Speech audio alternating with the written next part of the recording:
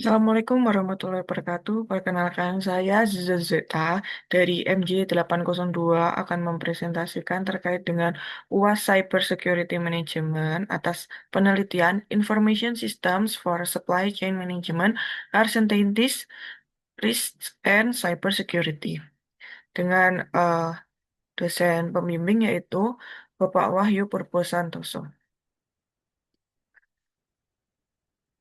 Terdapat 5 table of contents yang akan saya sampaikan pada presentasi hari ini, yaitu yang pertama ada abstrak, terdapat latar belakang, variabel penelitian, hasil penelitian, dan kesimpulan.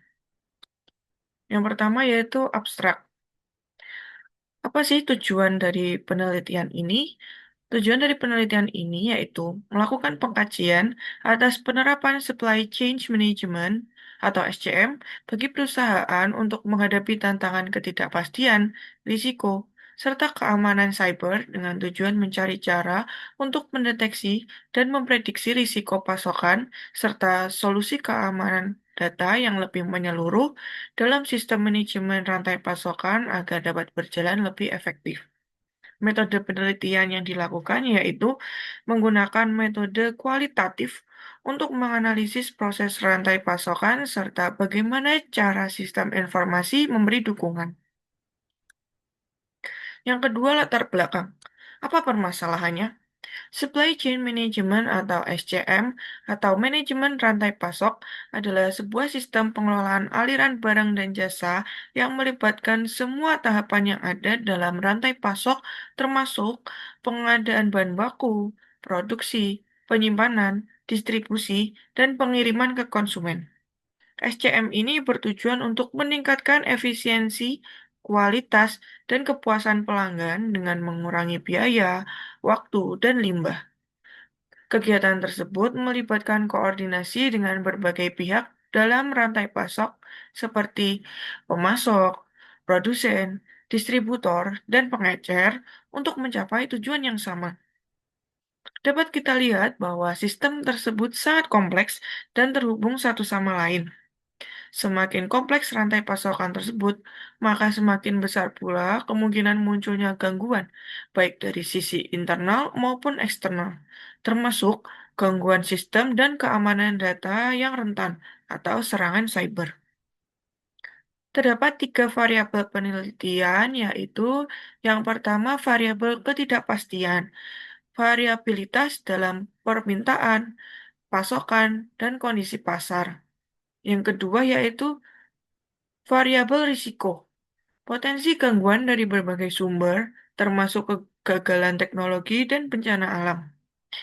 Variabel yang ketiga yaitu keamanan cyber, ancaman terhadap integritas dan kerahasiaan data dalam sistem informasi SCM. Terdapat 3 hasil penelitian atas kajian tersebut, yaitu yang pertama, strategi pengelolaan rantai pasokan harus fokus pada pencegahan risiko dan perlindungan data. Yang kedua yaitu sistem informasi perlu didesain dengan fitur keamanan yang kuat dan adaptif. Yang ketiga yaitu kolaborasi antar pelaku bisnis harus dilandasi oleh sistem yang aman dan terpercaya. Kesimpulan dari kajian atas penelitian tersebut yaitu terdapat 4 kesimpulan yang saya ambil. Yang pertama yaitu kebutuhan keamanan jaringan dan pemantauan. Yang pertama, organisasi memerlukan analisis keamanan secara real time untuk mendeteksi ancaman secara cepat. Yang kedua, deteksi jalur kebocoran sangat penting agar penyerang tidak dapat bergerak bebas dalam jaringan tanpa terdeteksi. Yang ketiga, diperlukan pengujian rutin terhadap kebijakan segmentasi jaringan guna memastikan efektivitas perlindungan. Kesimpulan yang kedua yaitu manajemen perangkat dan inventarisasi. Yang pertama, organisasi harus melakukan inventarisasi perangkat yang terhubung ke jaringan secara otomatis dan berkala. Yang kedua, perubahan cepat pada infrastruktur, cloud, dan endpoint menuntut pemantauan yang tidak dapat dilakukan secara manual.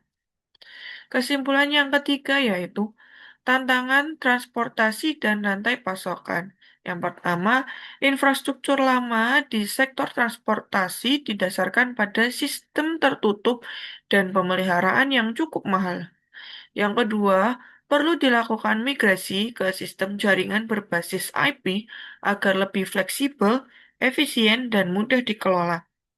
Kesimpulan yang terakhir yaitu harapan konsumen modern.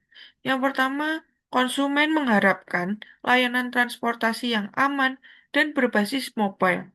Yang kedua, salah satu kebutuhan utamanya yaitu interaksi dengan layanan publik melalui aplikasi dan media sosial. Sekian presentasi yang dapat saya sampaikan atas kajian ini. Kurang lebihnya saya mohon maaf. Wabillahi taufik wal hidayah. Wassalamualaikum warahmatullahi wabarakatuh.